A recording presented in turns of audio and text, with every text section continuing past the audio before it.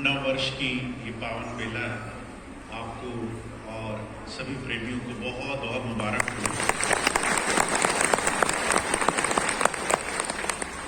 नया साल है और नए साल को हर एक इंसान अलग अलग तरीके से अपने जीवन में मनाता है। सत्संगी होने के नाते नया साल हमारे जीवन में क्या नयापन लाएगा, उसमें ऐसा क्या नया होगा, इसको अगर हम आध्यात्मिकता की दृष्टि से देखें तो बहुत कुछ संसार की बाहरी चीजों से इसकी तुलना नहीं की जा सकती। सत्संगियों के लिए, आध्यात्मिक पथ पर चलने वाले किसी प्रेमी के लिए नया सिर्फ ये है कि वो अपने जीवन में अपने लक्ष्य के और ज्यादा नजदीक आने की कोई युक्ति बना ले। हम पिछले साल जो करते थे और इस साल जो जीवन हम गुजारने वाले हैं उसमें नया ऐसा क्या होगा कि हम अपने लक्ष्य के और नजदीक आ जाए। और मैं आपको सिर्फ एक बात जो हमारे आध्यात्म का सबसे मजबूती बुनियाद, सबसे मजबूती सार होना चाहिए वो बताना चाहता हूं। सत्संगी के लिए सिर्फ एक चीज सबसे ज्यादा जरूरी होती है, आपका ध्यान। ध्यान के अलावा जो कुछ भी है वो सब व्यवस्थाएं हैं। अगर आप एक दूसरे को सुधारने में लगे हैं, अगर आप व्यवस्थाएं अच्छी करना चाहते हैं, अगर आप चीजों को हर दिन, हर पल, हर घड़ी अच्छा बनाना चाहते हैं, इस सब से आपका आध्यात्मिक पथ, आपकी आत्मिक उन्नति नहीं होगी। इससे बाहरी चीजें अच्छी हो जाएंगी। आप अच्छी जगह बैठने लगोगे, अच्छी तरह भोजन करने लगोगे, जब आओगे तो कतार में मिलोगे, जब आप यहाँ एक दिन गुजारोगे तो उस एक दिन में लोग आपसे अच्छे से बात करेंगे, लोग आपको देख करके अपनी इंद्रियों पर, अपनी जबान, अपनी सोच पर काबू रखेंगे। पर इससे आपका क्या होगा?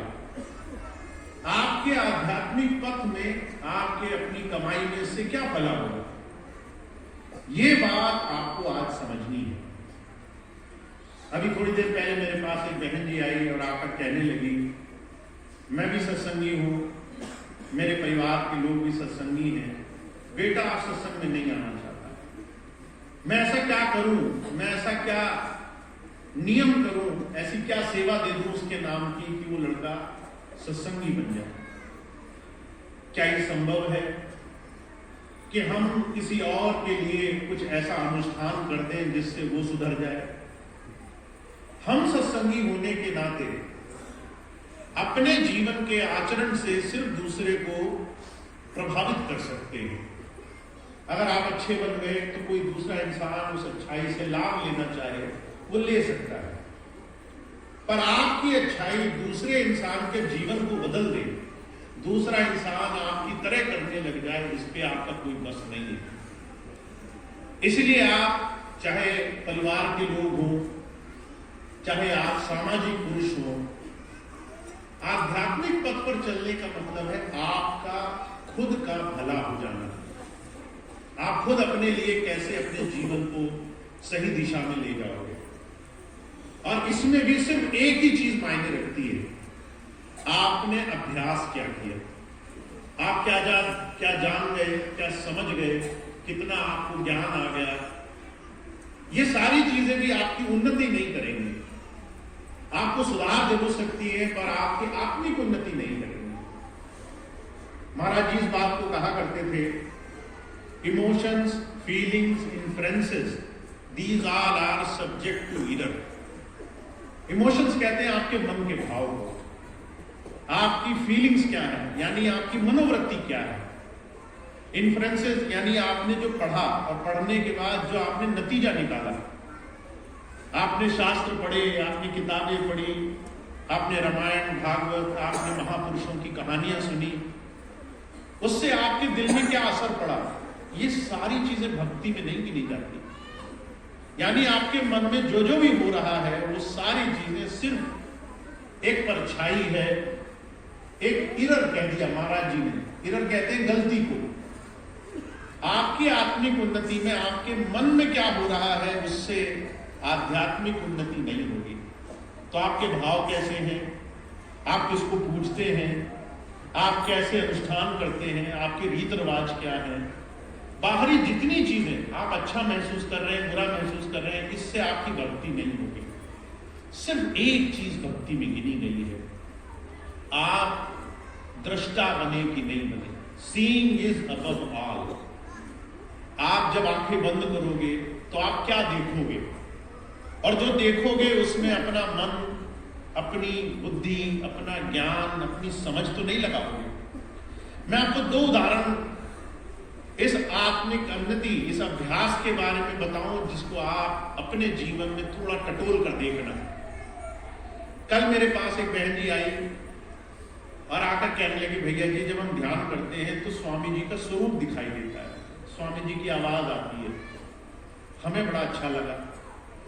मैंने कहा तुम्हें ध्यान में इसी भी छोड़ना होगा। अगर आप ये मानते हैं कि स्वामी जी का स्वरूप, स्वामी जी की आवाज वो आपके अंदर आ रही है, वो परमात्मा की आवाज है, तो वहां अभी मन शामिल है। कैसे? आपके जीवन में ईश्वर ने जब भी आपको समझाने के लिए देह धारण करी तो समय के अनुरूप थी। उसने इस समय तक और इस समय से इस दो अवधि के बीच में आना निश्चित किया।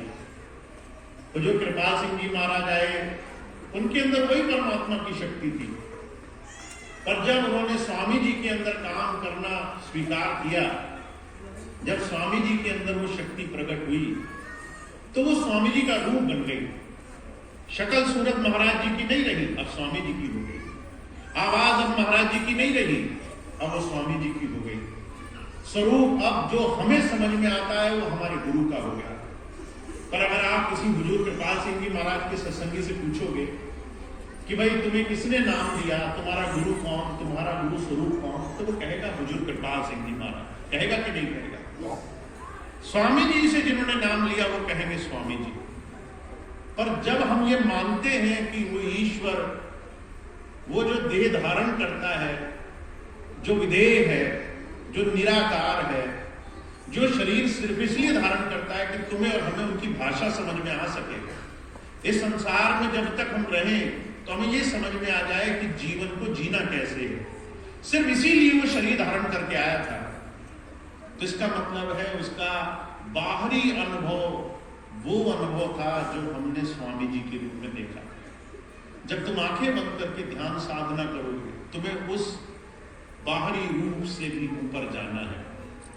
मैं आपको सिर्फ एक बात कहना चाहता हूं, जब आप ध्यान पे बैठोगे, आपको अगर रोशनी आती है, आपको अगर आवाज आती है, आपको गुरु स्वरूप आता है, आपको स्वामी जी की आवाज में कुछ सुनाई देता है, उनका स्वरूप दिखाई देता है, तो आप उससे भी आगे जाने के लिए बने हो। आपको उसे भी नहीं पकड़ना है, आपको उसमें भी लगे नहीं रहना है, आपको अपने नाम मंत्र शब्द से भी आगे बढ़ना है। कबीर साहब ने इस बात को कहा है, तुम्हें जो नाम दिए गए ना, 5 नाम, ये 5 नाम तुम्हें अंत तक सहाय नहीं होंगे। ये 5 नाम तुम्हें सिर्फ देह से ऊपर ले जाने तक की मदद करते हैं। का जाप मरे अजपा मरे अनहद हूं मर जाए, सुरत शमानी शब्द में ताको काल नहीं था। जब तक तुम्हारा ध्यान इस शरीर की इंद्रियों से खिंचकर यहां तक आया, तब तक ये 5 नाम साथ देंगे। जैसे ही तुम यहां आए कि तुम्हारी ये जबानी नाम, जबान से रटने वाले नाम साथ नहीं देंगे। वो नाम जो तुम अभी जबान से रट रहे हो, वो नाम सिर्फ एक सीमा तक है। जब तुम उस स्थिति में पहुंच जाओगे ध्यान की, तो तुम्हारा ये नाम लेना छूट जाएगा। तुम जबान से इस नाम का रटन नहीं करोगे, इस नाम को भी तुम खो दोगे, तुम अजपा जाप में आ जाओगे, तुम्हारी जाप की स्थिति भी उसी स्वरूप में आ जाएगी।